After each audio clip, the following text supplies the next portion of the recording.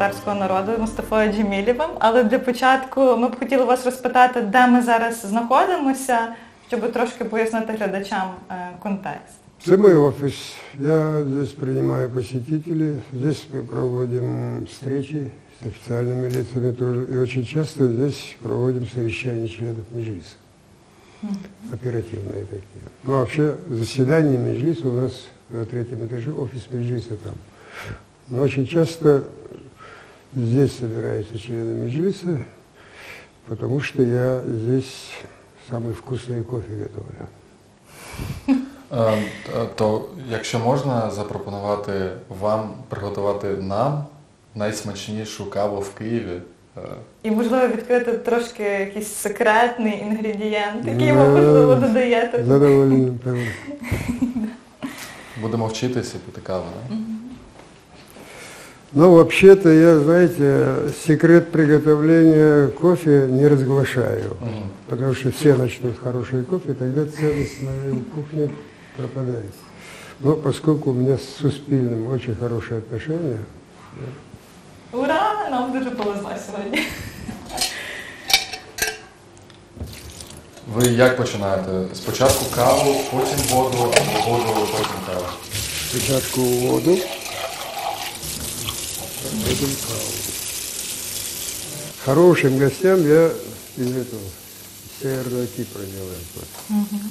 Я бачу, у вас такий сервіс красивий, і кожна чашечка – це просто якийсь витвір мистецтва. Это вот национальный орнамент у нас этот Рустем делает. Он мне на день народжения дарил вот этот вот комплект. Это уже другие, вот эти вот национальные. І це ручна робота, напевно? Дуже красиво. А, до речі, от є от навіть в цьому орнаменті, це ж кримсько-татарський стиль. Які, можливо, якісь особливості? От, ну, якщо Ну, просто орнаменты, они, да, наверное, есть толкование, но я в это...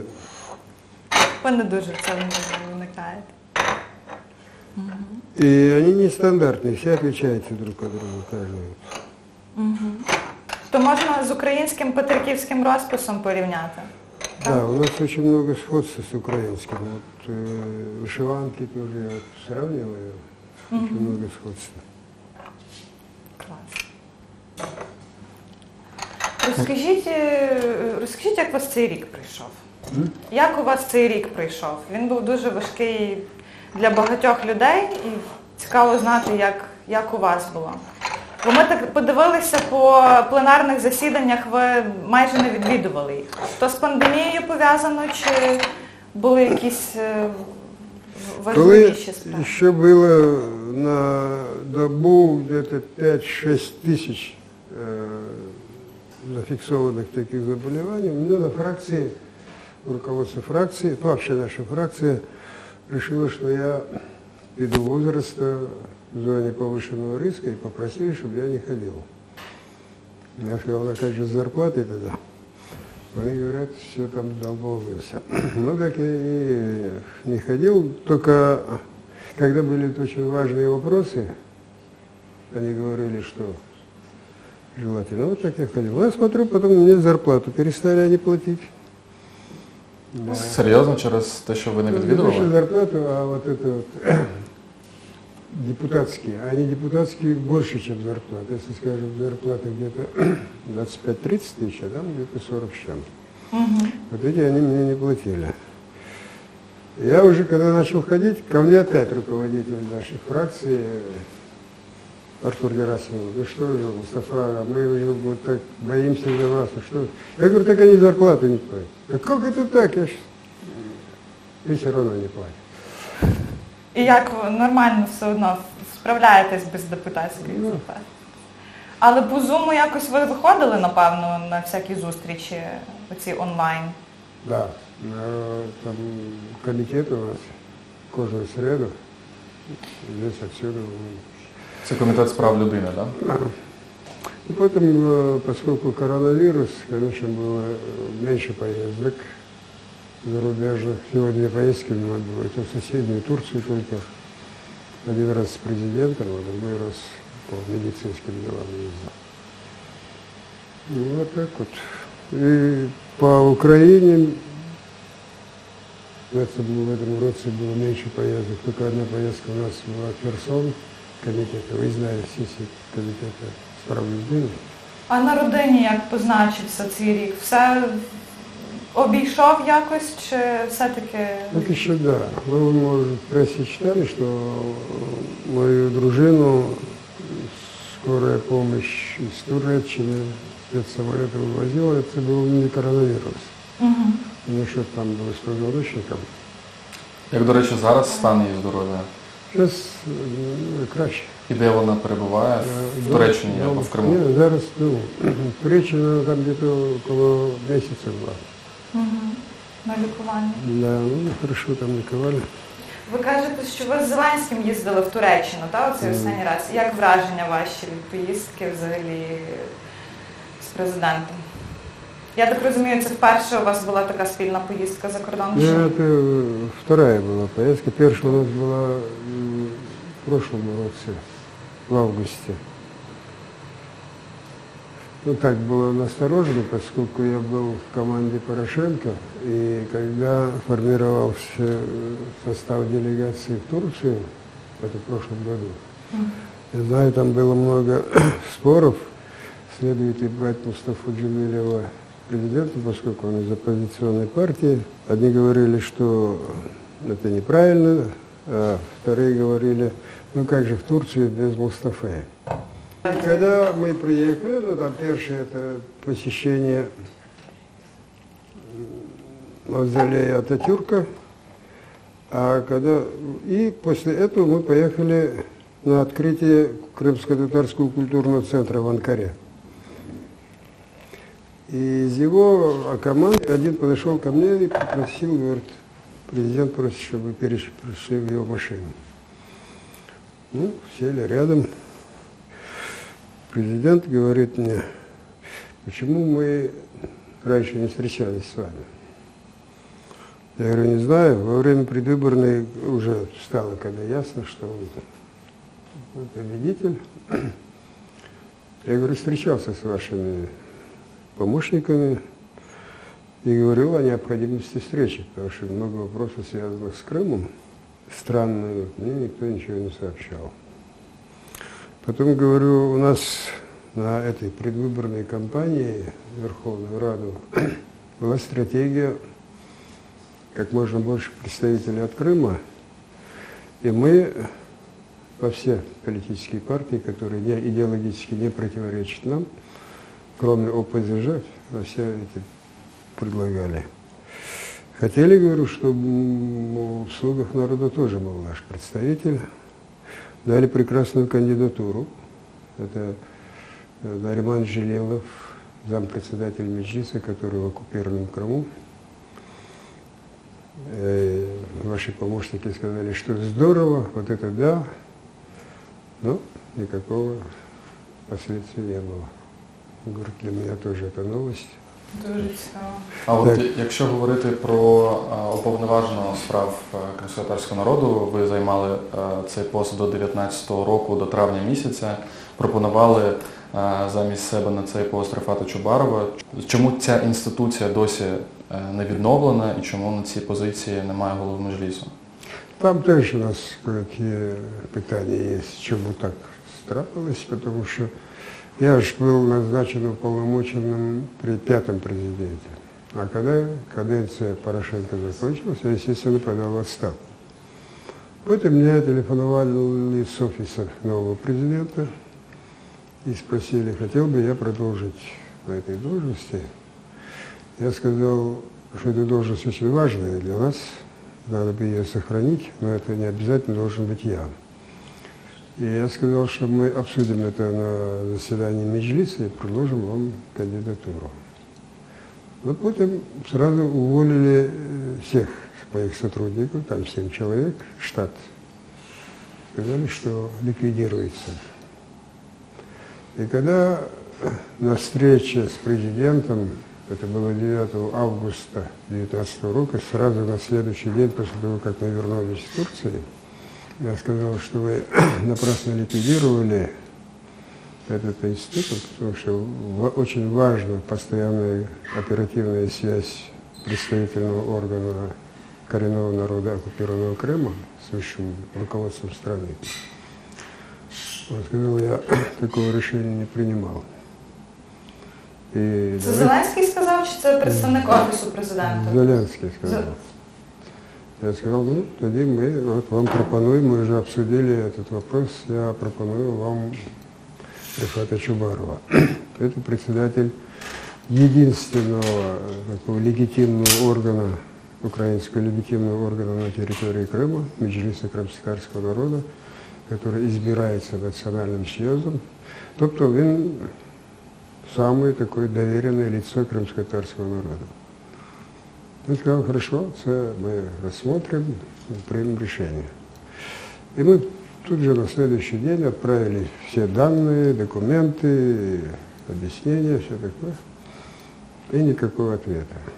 Когда корреспонденты задавали вопросы Зеленскому относительно этого уполноваженного, сказали, почему же вы ликвидировали, а вот я сказал, ничего не ликвидировал, я жду от них кандидатуру. Ну, видимо, забыл, понятное дело, президент 40-миллионной страны, у него очень много проблем, можно забыть. А 18 мая мы снова напомнили ему, сказали, когда же это будет. Он сказал, давайте кандидатуру. Мы сказали, вот Рифат Чубаров. Добрый, я рассмотрю и приму решение. Вот уже прошло 8 месяцев, да? Все, пока принимает решение. От тут просто цікаво, наскільки важливим був цей інститут уповноваженого, і чи зараз є якийсь єдиний центр, який приймає скарги щодо порушень прав кримських татар? Чи зараз немає такої Ну, інституції? это Меджлис крымско-татарского народа. Но, знаете, когда есть уполномоченный, это очень важно. Но теоретически считается, что уполномоченный может в любое время встретиться с президентом, обсуждать оперативно все вопросы. Но на самом деле это было, конечно, не так. Даже когда Порошенко сам назначал встречу, не всегда получалось. То какие-то встречи неожиданные, там, или еще что-то, откладывалось, потом встречались. Но, тем не менее, многие вопросы удавалось решать при Порошенко. Особенно у нас была такая тесная координация действий во время продуктовой энергетической блокады оккупированного Крыма.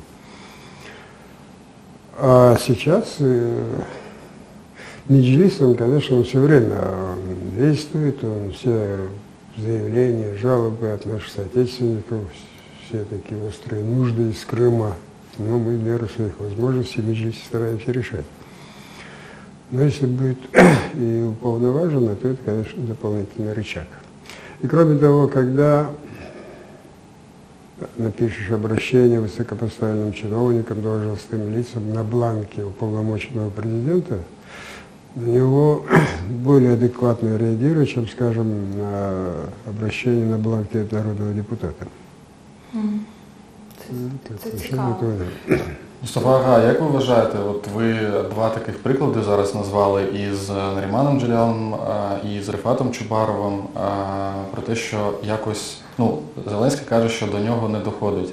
Це його команда так не дуже потужно працює по кримсько-татарському питанню, або зараз це взагалі в загальноукраїнському листі питань не на першому і не на другому, в принципі, місці питання кримських татар стоїть. Як ви вважаєте, через это що? Такое вражение, что у него много таких не очень разбирающихся в ситуации, в обстановке советников.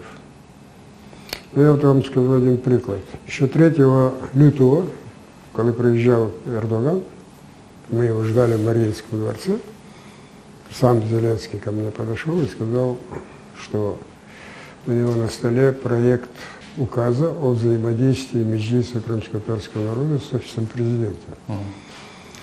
Он сказал, я его подпишу. Ну, я поблагодарил, сказал, это правильное решение, а потом нет. И опять-таки на 18 мая, когда мы с ним встречались, сказал, в чем дело. Ну, такой туманный ответ, да, мы это рассмотрим и примем решение. Мы не приняли решение. Там очень многие вопросы глава офиса решает. Пан Єрмак. Пан Ермак. А у него там есть такие советники по Крыму, которые, я бы сказал, не очень профессиональные. На встрече тогда с премьер-министром Ахмедом Даутоглу обсуждал вопрос, что сейчас массово выезжают наши соотечественники, надо им помощь с жильем. Он тогда, помню, еще сказал, мы из Сирии приняли около 3 миллионов беженцев, у вас там 300 тысяч, можем всех тут принять. Я говорю, нет, спасибо, мы ни одного человека вам больше не дадим. Тут уже 3 миллиона крымских татар есть. Если бы они в свое время не уезжали бы из Крыма, у нас была вообще другая ситуация. Нам нужна помощь на территории материковой части Украины. И тогда он сказал, что ну давайте мы одно время вам реализовывали программу 1000 квартир еще до оккупации. Еще раз 1000 квартир мы вспомним. Тобто Туреччина пропонувала купити кримським татарам Да. квартири вже на підконтрольній території. як я розумію. Да. Мгм. Ну и оно было такое условие, что мы предоставляем землю, а они будут строить. Потом мы говорили, что у нас тут много жилья, которое не продается, готовое. Но они говорят, нет, мы будем сами строить. И потом им важно участие украинского государства тоже, хотя бы землей. Долго этот вопрос как-то не решался, не представляли нам землю, мы не могли достать землю. Кроме того, еще там был проект строительства большого культурного центра с соборной мечетью, тоже никак не могли землю найти в Киеве. И Клычков мне карту показывал, вот посмотрите, нет нигде клочка земли. Мы сказали, что есть, в свое время, там, в 90-е годы, кто-то нахватал земли, но у них средств нет, не могут строить, у них можно подешевле выкупить. Мы начали искать эту землю. Рустем Мунеров нашел одну землю, которая, оказывается, оценивается 5 миллионов долларов. Ничего себе, дешевая цена, да? И потом выяснилось, что это земля Рената Ахметова. Этот говорит тот, который сказал, что 5 миллионов, говорит, я ничего, ни копейки не могу снизить, что решает Ренат Ахметов. Вот если Мустафа Ага пойдет к нему, он там может договориться. И мы тогда пошли к нему. Я Ренату говорю, хотим строить соборную мечеть, а земли в Киеве нет. Он говорит, да, действительно, в Киеве трудно найти землю. Я говорю, мы нашли одну землю, там много просят, 5 миллионов, у нас откуда такие деньги? Это, оказывается, земля ваша. Да ну, где это? Вот там-то, там-то. Ага, говорит, да, там, мне кажется, земля была. Начинает звонить. Как там с землей, с продажей? Тут, говорит, тут был только один клиент, предложил 2 миллиона 700.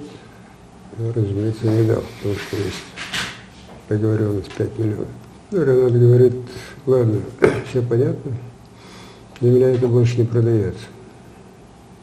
И говорит, я вам дарю ее. Такой царский подарок. І давно це було? Давно ця зустріч була? А это было в прошлом году. Мгм.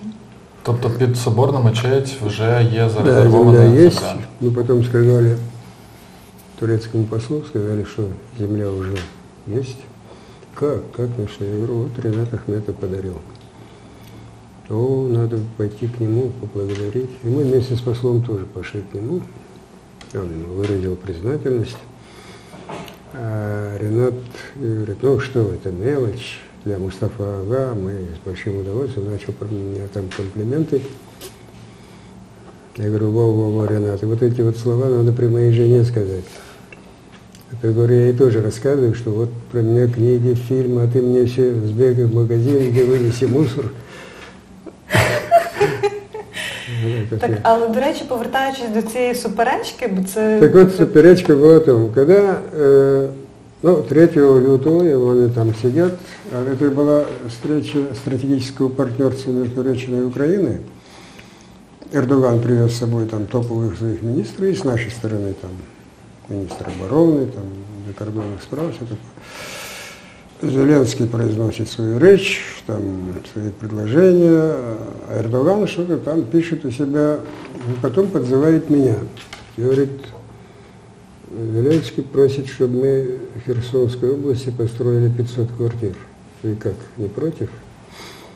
Я говорю, если у вас есть возможность, хоть 5000, почему мы будем против?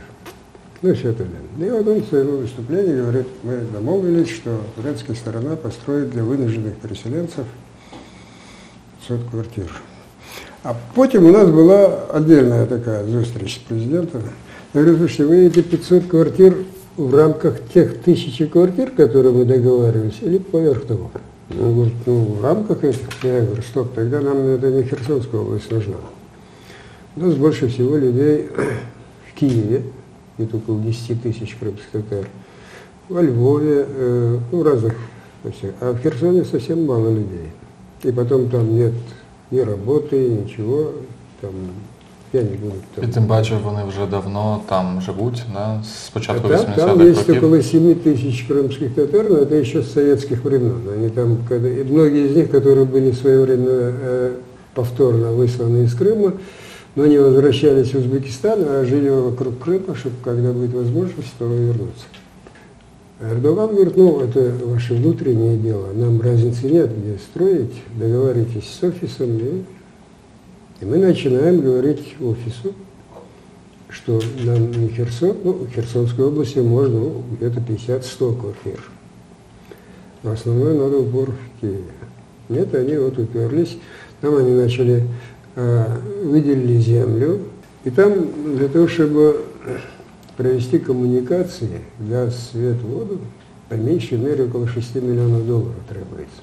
Ну зачем в стране, которая оказывает тебе такую благородную помощь, еще нагружать таким? Они же, конечно, промолчат, но сделают себе выводы. До вот этой встречи приехал сюда, ко мне сюда, этот Андрей Ермак, и мы в той комнате обсуждали этот вопрос. Сказали, что не так нельзя. Ну, давайте хотя бы 100 оставим для Херсона, но основной упор надо делать на Киев.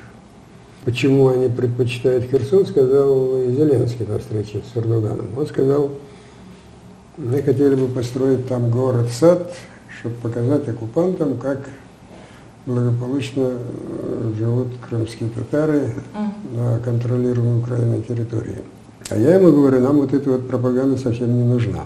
Во-первых, если всего из Крыма, по разным оценкам, поселились на материковой части Украины где-то 50-60 тысяч человек, из них где-то половина или, может быть, чуть больше крымские татары, то из этих людей после деоккупации этнические русские, этнические украинцы вряд ли будут возвращаться. Я знаю их настроение. Может быть, 5-6% вернутся.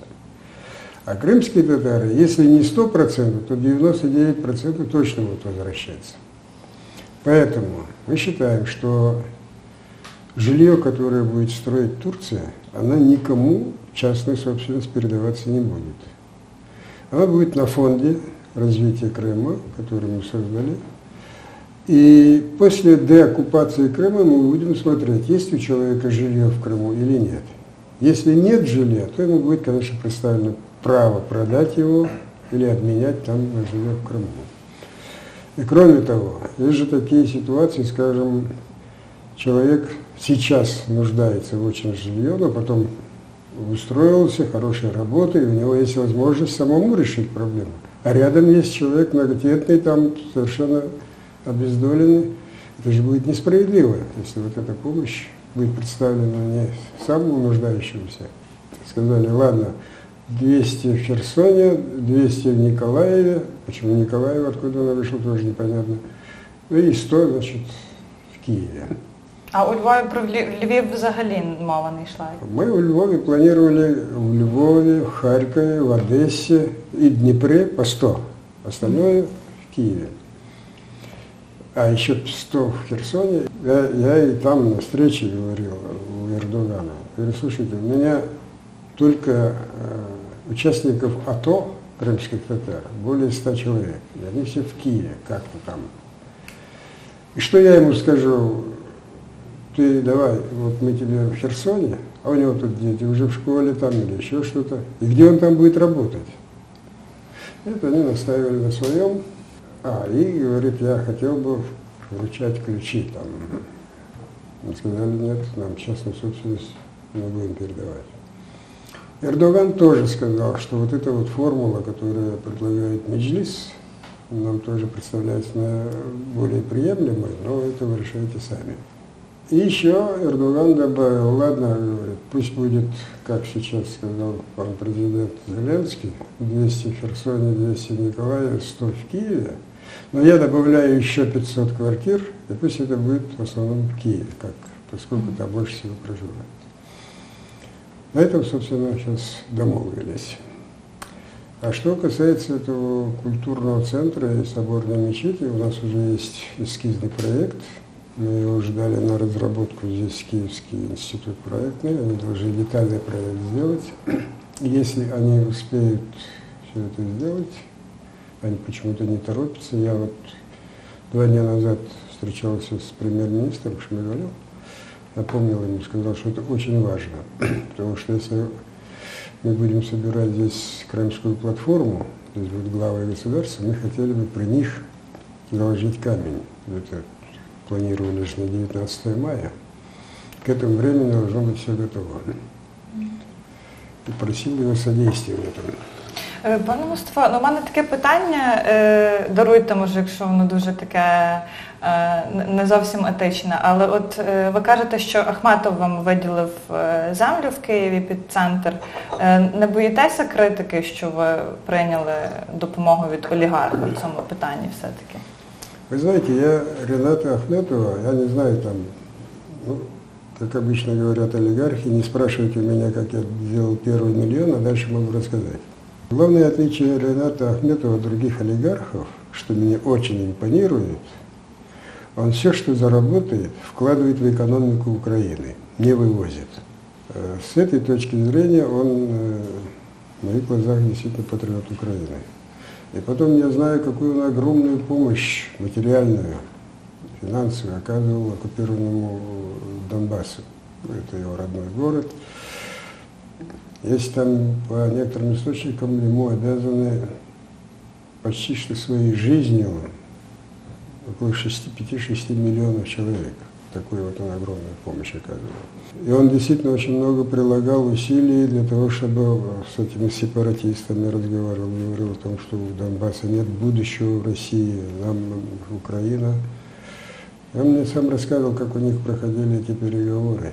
Я говорю, вроде бы уже с ним договаривались чуть ли не по рукам, потом звонок телефона из Москвы, и все, говорит, нарушается. Вирішує Москва все одно. А? Все одно вирішує Москва. Вирішує Москва. Наскільки Україна приблизилась до деокупації саме цього року, як ви вважаєте? Я думаю, что мы приближаемся до оккупации с каждым днем, потому что это то беззаконие, то грубое порушение международного права не может продолжаться долго. Но сказать, что именно вот тогда-то она наступит, очень трудно, потому что тоталитарные режимы, типа режима Путина, они непредсказуемы. Когда думаешь о том, как же должно поступить то или иное государство, обычно исходишь из национальных интересов этой страны. Но если исходить из национальных интересов России, она ни в коем случае не должна была портить отношения с Украиной, воевать с Украиной, оккупировать часть ее территории. И поэтому очень многие эксперты, аналитики говорят, что Путин своими действиями нанес столько ущерба своей стране, что ни один враг бы столько не смог сделать. Но сейчас дать обратный ход, сказать, что я ошибался, на это Путин пойдет. Поэтому, как бы там плохо не было в России, какие бы санкции там ни давили, Путин будет, видимо, держаться до конца, если не произойдет внутреннего переворота. Или же, если будет очень отчаянное состояние, может быть, повсеместные бунты, которые приведут, может быть, к децентрализации этой страны, как в прежние времена на различные княжества. Мустафа Ага, чи можете сказати, що, наприклад, за президентства Порошенка за перші 2 роки було зроблено більше, або ні, бо зараз робиться Зеленським більше? От порівняйте, будь ласка, роботу по деоккупації. Ну, Порошенко, например, во всех поездках, а я часто сопровождал его разные поездки, всегда ставил вопрос о Крыме. И была какая-то вот коалиция уже. Конечно, эта коалиция не разрушилась, но работа в этом направлении была, при Зеленском была менее интенсивна. Но в последнее время, надо отдать должное, что вот эта вот инициатива Крымской платформы, я думаю, очень удачная, потому что мы об этом говорили почти начиная с 2014 года.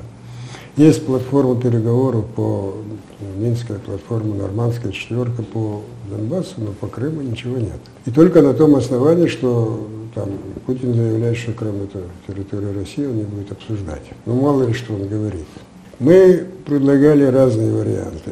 Я в основном настаивал на том, что должен быть формат на базе участников Будапештского меморандума ядерных стран. Об этом я говорил и в Конгрессе Соединенных Штатов. И, кстати, я понимание находил со стороны конгрессменов. Они только говорили, давайте нам официальное обращение, желательно от руководства вашей страны. И не только к нам, но также в парламент Великобритании, Франции, других ядерных стран. И Порошенко исходил из того, что Будапештский меморандум – это всего лишь меморандум. Это не договор, где расписано по пунктам, что должны делать страны в случае там нарушения того-того. И впервые вот эта вот тема нарушения России Будапештского меморандума прозвучала на одной резолюции Генеральной Ассамблеи ООН, где говорилось о милитаризации Крыма. Это еще при Порошенко было. Но то, что сейчас вот это все-таки платформа намечается, мы как раз за день до моего дня рождения, 12, помню, я это хорошо запомнил, 12 ноября в МИДе встречались с Кулебой, обсуждали, по какому принципу и кого приглашать на этот саммит. Я сказал, вот смотрите, 27 декабря 2014 года на Генеральной Ассамблее ООН была принята резолюция, где осуждается вторжение России на территорию Украины, захват Крыма, и призывает Россию немедленно покинуть оккупированные территории. За нее проголосовали ровно 100 государств.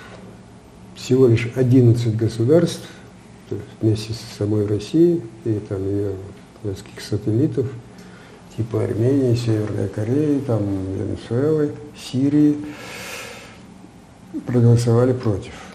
Еще где-то 40 государств отсутствовали по дипломатическим причинам.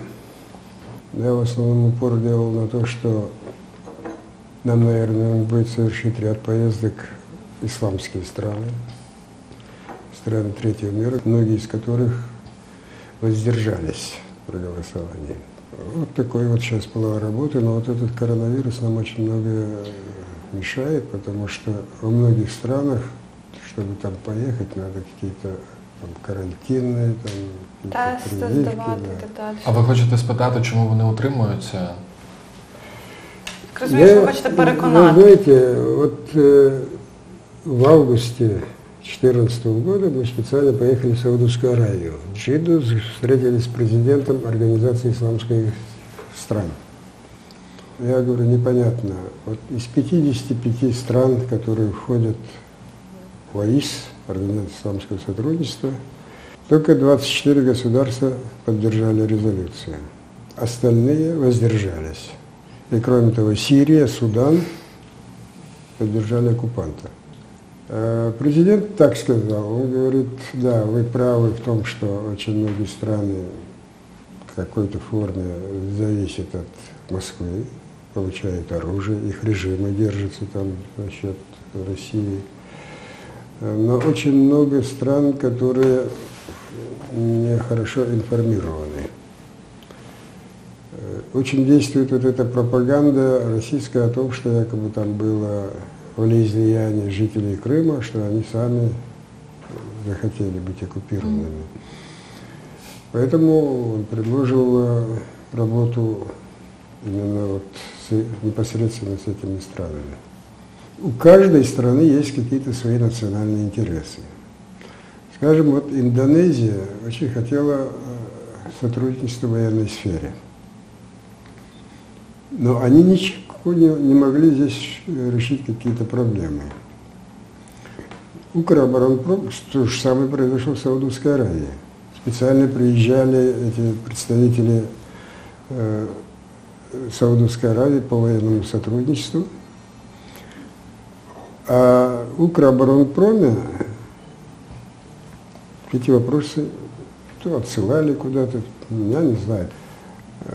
Я помню, когда мы с Порошенко приехали в Саудовскую Аравию, у нас встреча с королем не произошла. Там не столько с королем, сколько с наследным принцем Салманом, потому что все вопросы решил наследный принц. А у нас там свой человек, а у него там дядя, глава разведки Саудовской Аравии. Порошенко тогда сказал, скорее всего, это дело рук Москвы, потому что здесь сейчас российская военная выставка. Наверное, россияне повлияли на то, чтобы было холодное отношение к нам. И я позвонил своему тому товарищу, у которого дядя глава разведки. Я говорю, вот такая ситуация. У нас предположение, что влияние Москвы, вы можете узнать? Он сказал, подождите минут 20. Я все разузнаю, вам перезвоню. И он мне потом, через не 20, через полчаса он перезвонил, сказал, Москвы тут влияния нет. Принц Салман до последнего момента спрашивал у главы фирмы, которая хотела наладить с нами военное сотрудничество, как продвигаются дела. И когда он сказал, что ничего не продвигается, он махнул рукой. Вот так. И я, когда Порошенко сказал, я говорю, вот это из-за Укроборонпрома. И он тут же, то ли он этот Гладковский там поджидал возле двери, только позовите его сюда. Хоть ты чего, говорит, сделал? Почему вот не решал вопросы? Он что-то объяснял, начал говорить, да, они вот не так. А тебе сказал Мустафа, так и надо было сделать. И он все равно ничего не сделал, этот Гладковский. Сейчас, я не знаю, по-моему, у них так уже продвигаются дела. Там разные фирмы, 5-8 разных фирм. И каждая вот эта фирма наша хочет на себя тот или иной контракт. И эти люди, особенно в Саудовской Аравии, они не привыкли к такому. Мы, говорят, хотим иметь дело с государством, а не с какими-то отдельными фирмами. У нас, когда у них, здесь у нас ничего не получается, они там идут в другие страны. Сейчас вот то, что Зеленский, он вроде бы хочет ликвидировать все вот эти разные структури і создати єдине, це, по-моєму, шаг в правильному направленні. Наскільки нам відомо, що 150 делегатів має зібратися наступного року, і Росію також запросили, але ми знаємо з заяв Еміна Джіпара, зокрема, що вірогідність участі Росії невелика.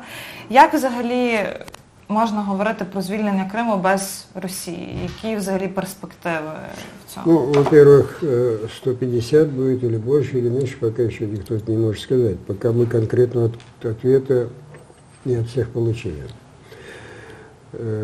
России тоже будет, конечно, отправлено приглашение, но, скорее всего, на 99,9 можно сказать, что ведомство президента повторит свою мантру о том, что Крым российский, нечего обсуждать. Но это не основание для того, чтобы не проводить, не создавать платформу по обсуждению. Она имеет очень много пользы, много принесет. Во-первых, на всех уровнях, на экспертных, на уровне Министерства иностранных дел, на уровне глав государства будет информация о состоянии с Крымом. С первых рук, так сказать, будет получать. Будет привлечено внимание мировой общественности. А то сейчас, особенно в последние годы, она как-то, тема Крыма оказалась на задворках. Кроме того, на этих в саммитах может приниматься решение о дополнительных санкциях. То есть санкции направлены на то, чтобы вынудить Россию считаться с их решением. Сколько бы Россия не хорохорилась, что там для них этих санкций ничего не означает, но на самом деле это не так. Сейчас, после избрания президентом Байдена, ситуация в нашу пользу. Там он человек, который хорошо знает Украину, а то Порошенко Трампу приходилось объяснять, где расположен Крым. И вы слушаете от него такие вещи, которые можно было прочитать в российской прессе. Что там русскоязычные, там, що там вони самі хотіли, такого роду. Мустафа Ага, для кримських татар важливе питання не тільки деокупації території, але й ухвалення національно-територіальної автономії кримських татар в складі України. Як ви вважаєте, чому ще досі не було ухвалено це, і наскільки зараз з українськими парламентарями ці переговори успішні, як ви вважаєте? Знаете, вот тема национально-территориальной автономии – это основная тема национального движения крымско-татарского народа после Второй мировой войны, после депортации. Мы еще в советское время говорили возвратить народ на свою историческую родину и восстановить все его права, в том числе национально-территориальную автономию. И поэтому нас называли не только антисоветчиками, но еще и автономистами. Сейчас, после провозглашения независимости Украины, конечно, более интенсивно ставится этот вопрос уже на практической основе. Она имеет несколько аспектов. Первый – правовой. Если ты народ реабилитируешь, восстанавливаешь его права, должен быть полностью комплекс его прав.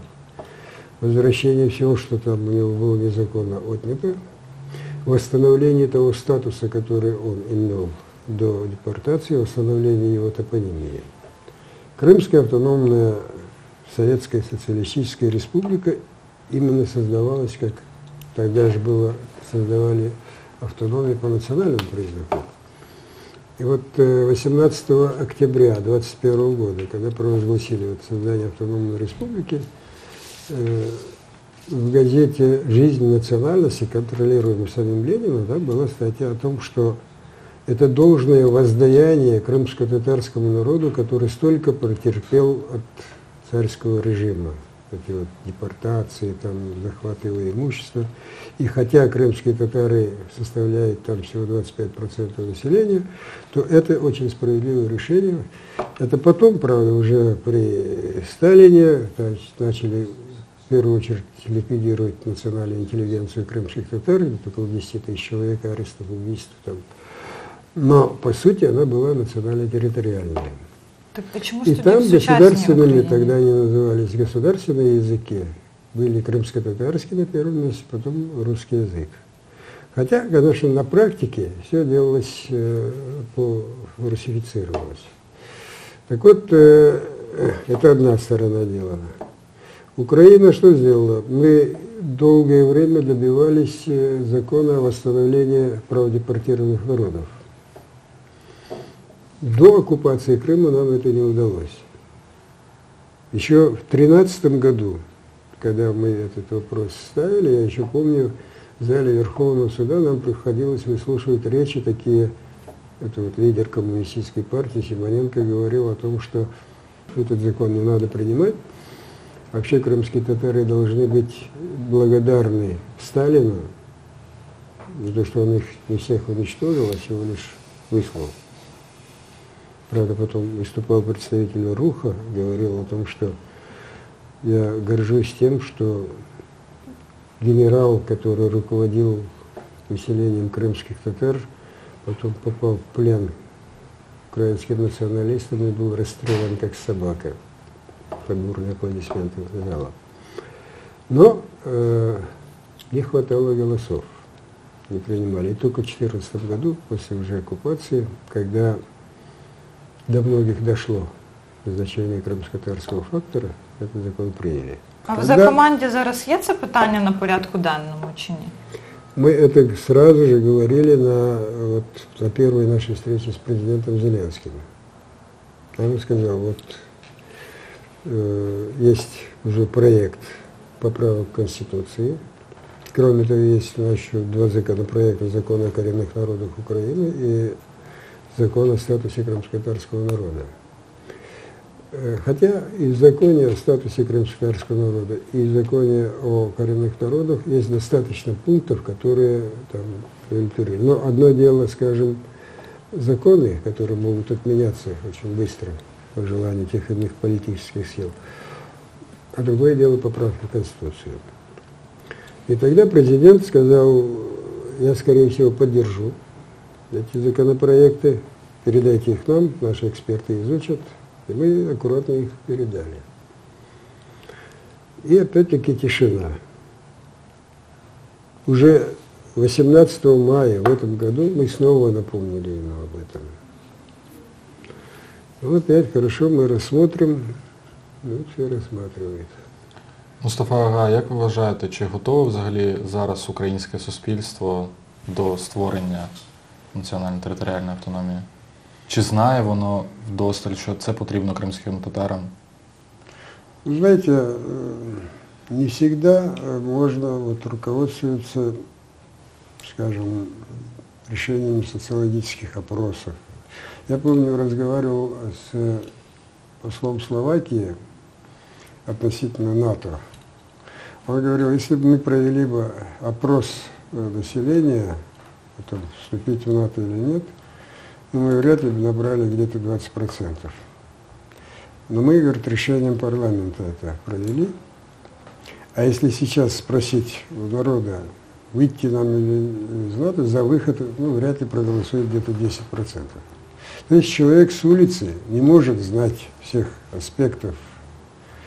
Поэтому здесь нужно, конечно, волевое решение. Ну, у нас демократическое, парламентско-президентское государство, но на уровне парламента это можно было бы решить. Тем более, если была бы твердая воля президента. Особенно в тот момент, когда такое было единство того монобольшинства. Я и президенту говорил, конечно, мы эти законопроекты как депутаты можем сами вынести. Одно дело мы вынесем, тем более мы там из оппозиционной партии, это автоматически будут голосовать против. Другое дело, если вы как президент. А с другими партиями мы договорились, кроме ОПЗЖ, мы с ними вообще не разговариваем на эту тему. Они могут проголосовать только если звонок из Москвы будет. Мустафа Ага, розкажіть коротко, що зараз відбувається в системі національних органів Меджліс-Курултай після заборони Російською Федерацією діяльності Меджлісу в Криму? Ну, вообще, Россия сперва пыталась заигрывать с крымскими татарами. Этим был, собственно, вызвано приглашение меня в Москву на переговоры с Путиным. Я знаю, что тогда в Москве существовали 2 таких вот мнения, как поведение по отношению к крымских татар. Одни считали, что с крымскими татарами бесполезно договариваться, невозможно договориться, поэтому надо сразу начинать с репрессивных мер. Другие считали, что надо в первую очередь их руководство, Меджлис, подкупить должностями, деньгами. Кроме того, они подключили Татарстан. Миниханов 7 или 8 раз до неприличия часто приезжал в Крым, встречался с нашими, говорил о том, что как вот хорошо, теперь мы вместе, казанские татары, крымские татары, будем друг другу. Наши их внимательно выслушивали, но говорили у нас свою точку зрения. Потом вот эта вот тема влияния поволжских татар, она как-то отпала. В Кремле даже пришли к заключению, что крымские татары дурно влияют на этих казанских татар, что они уже что-то не по-русски начали рассуждать. Вот так вот. Остались в основном репрессивные меры. 2 заместителя председателя Меджлиса были арестованы, Ахтем Чегос и УНРФ. Рифату Чуварову, председателя Меджлиса, запретили въезд на территорию Крыма. И в отношении всех тоже давление было. Кое-кого им удалось склонить на свою сторону с помощью больших денег и иногда и шантажа. Багатьох?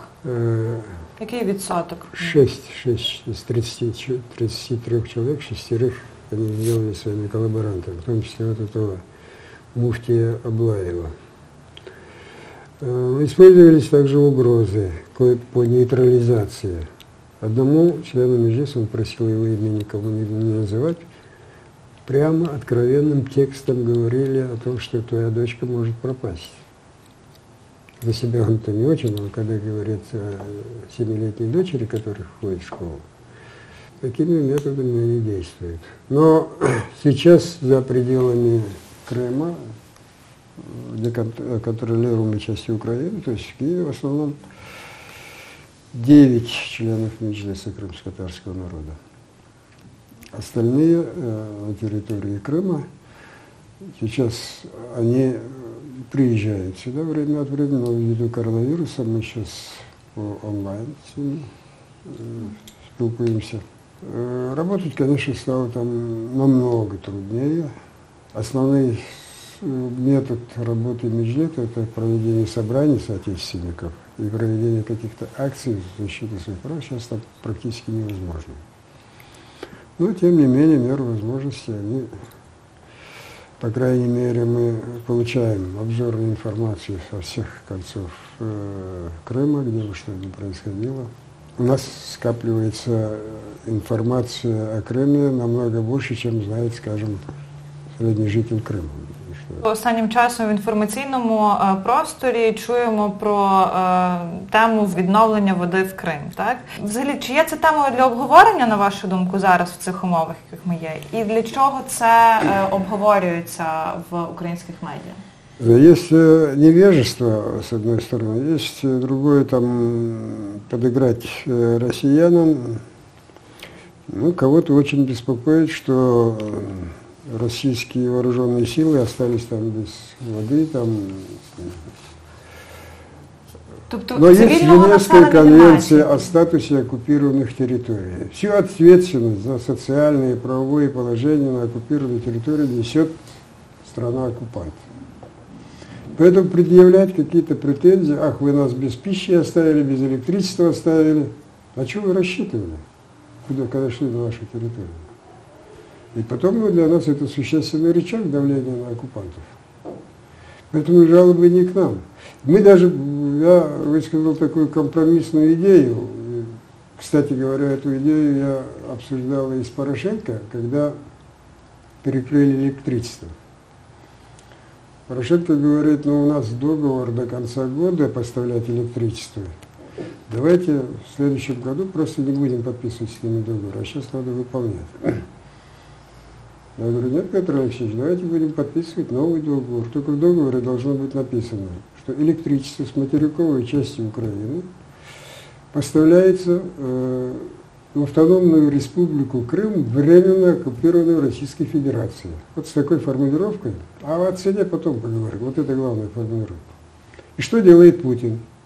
Буквально на следующий же день он объявляет, мы спросим у народа Крыма, хотят ли они электричество с такой формулировкой получать. И потом, еще через 3 дня, в русской прессе появляется информация о том, что то ли 97 или то ли 98% высказали, что нам не нужно электричество с такой формулировкой. Так сейчас тоже мы можем сказать, давайте так, мы будем вам поставлять воду. Но в договоре будет написано, что вода поставляется во временно оккупированную территорию и начинать процесс деоккупации, то есть процесс выполнения решения резолюции Генеральной Ассамблеи ООН 27 марта 2014 года. Нет проблем. А вы хотите, чтобы мы признали это российская территория? Нет, этого не будет. Не менш важливим питанням, окрім води, є і визволення наших військовополонених. Ми знаємо, що ви ведете дуже активну співпрацю з президентом Туреччини Реджепом Ердоганом, і вся Україна знає про визволення Іллі Умєрова і Ахтема Чийгоза. Розкажіть, будь ласка, нашим телеглядачам, що зараз відбувається з переговорами по визволенню наших політичних в'язнів, бранців Кремля. Ну, я считаю, что обмен, а это единственный путь освобождения сейчас наших заключенных, он не очень продуктивный. потому что мы можем сегодня обменять, использовать весь свой обменный запас, а завтра Путин может арестовать 10 раз больше, потому что в той стране нет законов. Кого хотят, тогда они его арестуют. Из 130 заключенных, которые пребывают в российских тюрьмах, где-то 75-80% крымские татары. И у них дети.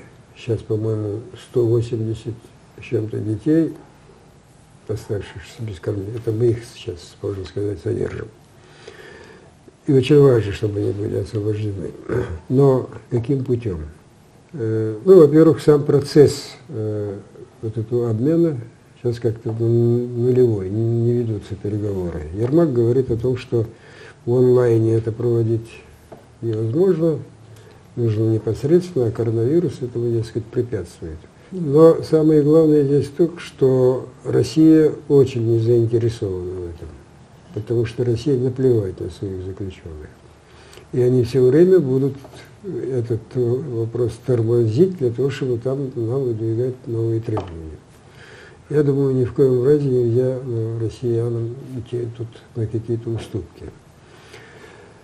И вопрос защиты прав людей в оккупированной территории с помощью обмена решить невозможно. Нужно только в основном давление мирового сообщества.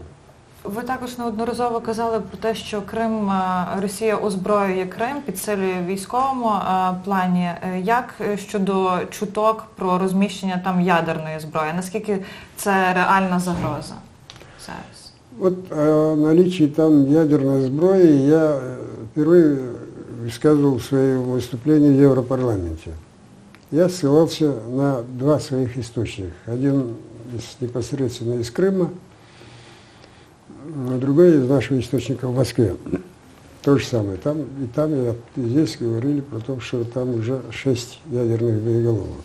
Сразу же после оккупации вот та военная база ядерного хранилища, урочище Козылташ, которая после подписания нами Будапештского меморандума была практически ликвидирована, закрыта, она начала усиленно реставрироваться. Днями и ночами там шли работы.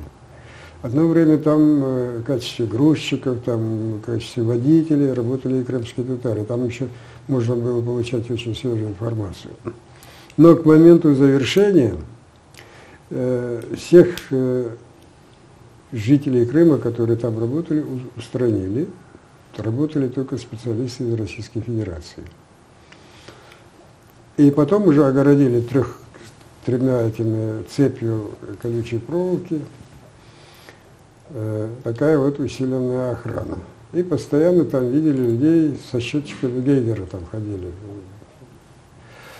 А то, что именно конкретно цифра 6 ядерных боеголовок, это у нас там разговоры с каким-то офицером, то ли он по пьянке, то ли что-то такое, похвастался, что у нас 6. Та же самая цифра мы получили из источника из Москвы. Ну, сейчас там 6 или 60, это трудно сказать. Но, скажем, украинская разведка говорит то же самое, как и разведка Соединенных Штатов и НАТО. Они говорят, не исключается, что там бесъядерное оружие, но у нас нет точної інформації. Де-факто вже тривалий час Китай співпрацює по різних проєктах з окупаційною владою. Чи можна вважати, що Китай фактично визнав Крим російським і чим це загрожує?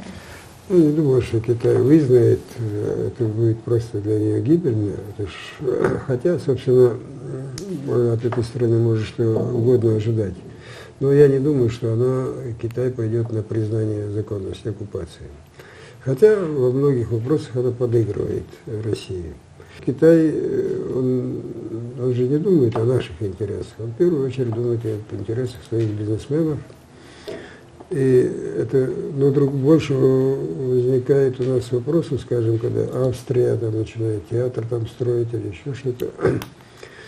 Мы еще, помню, ездили специально в Турцию вместе с генеральным прокурором Луценко тогда был, потом сейчас министр внутренних дел Аваковым, по поводу того, что турецкие корабли находили в порты Крыма. Я помню разговор с министром юстиции на эту тему, Туреччины. Он говорит, у нас есть решение о том, что никакой торговли с Крымом нет. Но есть разные контрабандисты, они нарушают, и мы... Так что тут это не политика нашей страны. Я помню, тогда еще раскричался, я говорю, что в этой стране нет службы безопасности, нет полиции, что вы мне рассказываете? А Луценко меня толкает, что ты так с ними грубо, они сейчас разозлятся. Я говорю, нет, мы там по-братски с ними разговариваем. И он тогда сказал, да, вы правы, мы, конечно, должны приложить усилия, чтобы такого не было. И потом, через 3 дня в официальной газете, Ресми газета, там есть турецкая, это все указы там публикуются, там было принято такое решение, где говорится, что любые корабли, которые заходят в порты оккупированного Крыма, в портах Туреччины не будут обслуживаться. Такое. Там была еще и паромная переправа одно время. И на эту тему я, по-моему, 2 или 3 разговаривал непосредственно с Эрдоганом. Они же там делают так хитро. Эти корабли арендует Россия под другим флагом. Персонал тоже самое остается, другой флаг, другое название. И под флагом, скажем, великой морской державы Монголии он проходит. И вроде не предъявишь претензий. У нас-то есть этих... А Монголія не заперечує, для прикладу? Ну, все флагами, Науру, там, еще какой-то там, вот эти мелкие государства, с их флагами они заходят. Хотя за ними стоят другие люди. С турецкой стороны я однажды услышал такую очень горькую истину. Вы говорит, сами же торгуете с оккупированным Крымом. Они назвали фирмы, которые там украинские. Что вы от нас хотите? Да, мы вот решаем в меру своих возможностей. Но вы сами прекратите торговать с Крымом. Это еще тогда было время, когда потоки грузовиков с продуктами заходили туда. Я и президенту говорил, у нас нет аргументов требовать от них санкций, когда мы сами нарушаем эти санкции. Але, до речі, повертаючись до європейського бізнесу, ви вже згадали про будівництво Австрією театру в Криму. Ми також знаємо про скандали з німецькою компанією BMW нещодавні. Ну і тема Північного потоку-2, так якби тут не втрутились Сполучені Штати, то, можливо, ми б вже спостерігали, як його добудовують, так? Наскільки Європа готова зараз допомагати Україні на 7-му році окупації? І що, на вашу думку, потрібно зробити, щоб мобілізувати Європу? Знову ж таки, бо ви сказали, що питання Криму там зараз не на часі. Знаете, каждая страна руководствуется своими национальными интересами. Это факт, тут никуда не уйдешь. Но есть еще принципы, выработанные в Европе, они тоже не должны нарушаться. Западные страны, которые настаивают на завершении вот этого строительства, этого Nord Stream 2, в первую очередь Меркель, они доказывают, что никакого ущерба Украине не будет. Конгресс Соединенных Штатов очень справедливо говорит о том, что этот Nord Stream 2 поставит зависимость Европы от российского газа. Это непреложная истина. Но, тем не менее, видимо, соображения новых миллиардов, заработка миллиардов, их больше. Сейчас такая непонятная ситуация. С одной стороны, Байден говорит о том, что за время Трампа очень испортились отношения с европейскими странами, надо их налаживать. И если налаживать, а они испортились в значительной мере именно по поводу Nord Stream 2, не знаю я сейчас, пойдет ли Байден на то, чтобы, скажем, дать согласие там, снятия санкций тех фирм, которые строят. Это было бы для нас очень плохо. И мы, наверное, должны работать над тем, чтобы этого не произошло. Пан Мустафа, за останніми соцопитуваннями КМІСу, повернення Криму цікавить лише 5% українців. Ви взагалі це відчуваєте? Я думаю, это неправильные цифры. Практически, можно сказать, есть человек, который бы говорил, да нам наплевать на Крым, пускай там будет раскид. Такого нету. Но есть объективные факторы, конечно. Люди, которые для них жизненно важно, зарплата, пенсия и там еще множество других причин, для них Крым это очень отдаленно. Это для нас, потому что это наша земля, наша родина, нас оттуда выдворили. Для нас, конечно, это острее. Но государство же, оно должно руководствоваться своими базовыми интересами. Никакое государство, уважающее себя, если оно считает себя государством, оно не может примириться с потерей своей территории. Оно должно делать все для своего освобождения, для его деокупації. Пане Мустафа, але ви зараз говорите як політик, але от нам цікаво, чи у вас є відчуття, що українців ця тема турбує, от звичайних пересічних українців? Чи немає у вас, можливо, хвилювання, що суспільство вже змирилося просто з окупацією? Ну, есть же разные категории украинцев, так же, как разные категории крымских татар или там людей других национальностей. Есть люди национально сознательные, которые думают о своем государстве, о будущем своих детей.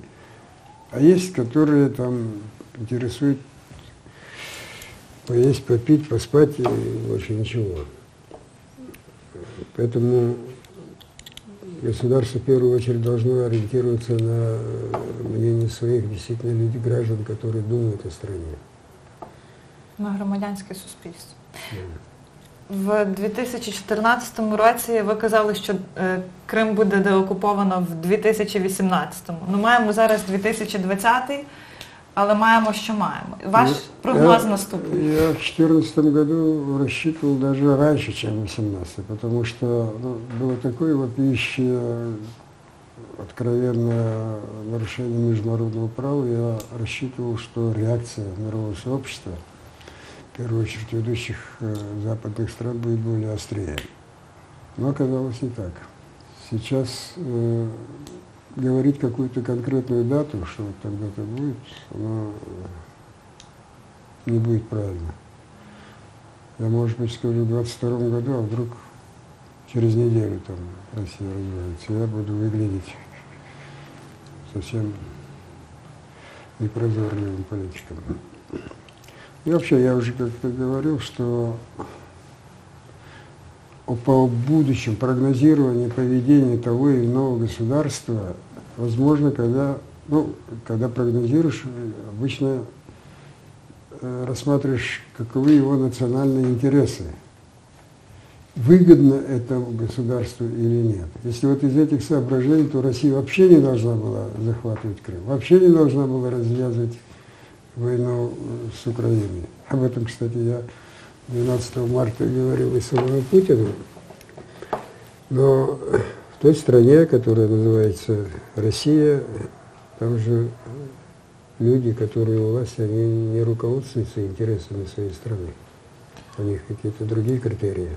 Мустафа Ага, от після дзвінка і вашої розмови з Путіним, хтось з російського естеблішменту хотів з вами налагодити співпрацю, бесіди щодо Криму? Хтось ще намагався після нього вам подзвонити?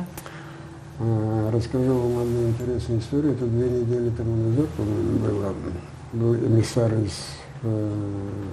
Москвы, кстати, рекомендованный кое-еще какими-то узбекскими диссидентами, он сам узбек по национальности. Предложение такое, с очень высокопоставленным лицом встретиться в Стамбуле. Не тему Крыма, а вопрос моего приезда вместе с президентом Эрдоганом на открытие соборной мечети, которая там строится в Симферополе. Ну, только вот просьба, чтобы там не было антироссийских каких-то выступлений.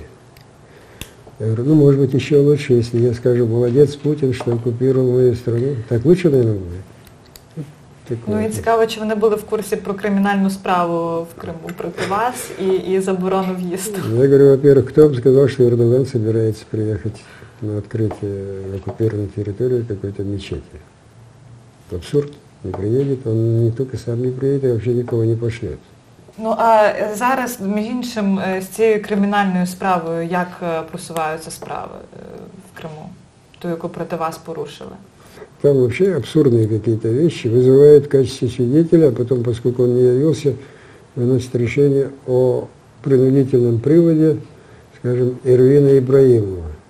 Это какое-то издевательство над родителями похищенного и убитого Эрвина Ибраимова. Они официально там его вызывают на допрос в качестве свидетеля. В общем, страна абсурда.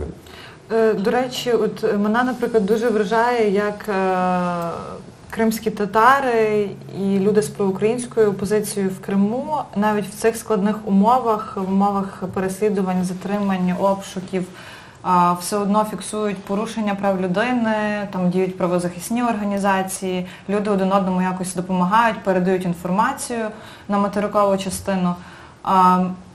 Як би ви взагалі описали громадянське суспільство Криму 21 століття? Що це за люди, що ними керує зараз в цих умовах?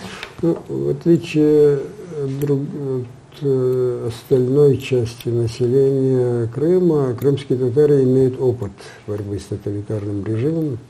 При советской власти тоже все преследовалось. Тем не менее, мы так с переменным успехом боролись против советского режима. Сейчас, правда, в оккупированном Крыму ситуация хуже, чем при советской власти, причем значительно хуже. Но, тем не менее, там продолжается какая-то деятельность. И потом отношение к коллаборантам у нас такое, вот, скажем, с ними за стол не сядут, им руки не подадут, на похороны не позовут, не пойдут к ним. В общем, так, типа прокаженных. Как-то общество от них вот как-то отталкивает их. Поэтому число коллаборантов, скажем, из числа крымских татар, ну, по пальцам их можно пересчитать. И оно не увеличивается. А это в основном благодаря тому, что у нас какое-то здоровое общество, и потом еще с практикой борьбы против тоталітарних режимів. Хотів би від вас почути ваші побажання для громадян України та що б ви хотіли побачити вже в новому році, в 2021-му. Не забігай наперед. Забагато взяв. Мы всегда на Новый год обычно своим соотечественникам говорим, что выражали свою надежду. Следующий Новый год мы встретим вместе, освобожденным от оккупации Крыма. Ну, наши надежды не сбивались, но то, что они сбудутся, у нас нет никакого сомнения. Ибо вот это вот беззаконие, грубое нарушение международного права не может продолжаться долго. И я очень буду сожалеть, хотя не очень буду сожалеть, что вот эта деоккупация может произойти за счет распада этой страны. Об этом не буду сожалеть, потому что не мы будем виноваты в этом. Но я хочу выразить удовлетворение тем, что наши соотечественники в подавляющем своем большинстве ведут себя достойно. Они, правда, придерживаются общего принятого нами принципа ненасилия. Я хочу сказать, что россияне очень заинтересованы в том, чтобы мы прибегли к насилию, чтобы это они могли потом жестче расправиться с нами. Но то, что там существует такое глухое сопротивление оккупации, нас очень удовлетворяет. Я еще раз хочу повторить, мы никогда не теряем надежды, что мы вернемся на свою родину, свободную от оккупации.